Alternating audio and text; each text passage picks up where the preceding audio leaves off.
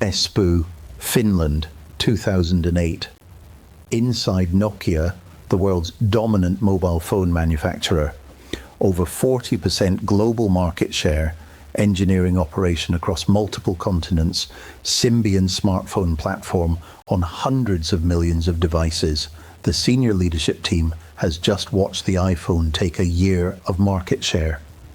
The iPhone launched in January 2007. By 2008, the internal documents, some of which will later be made public during litigation, show that Nokia's engineers understand the significance of the iPhone immediately.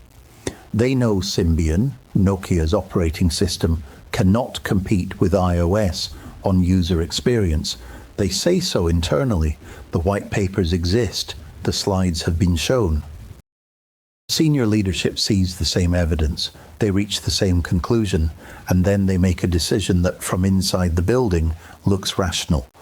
Defend the existing platform, protect the carrier relationships that generate revenue, iterate on what is already working.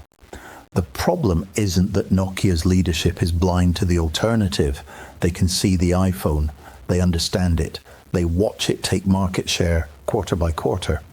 What they cannot do is act, because acting means abandoning the platform that is still generating billions of dollars in annual revenue, and no one in the company, not the board, not the bankers, not the analysts, can find a way to justify the write-down that abandoning Symbian would require.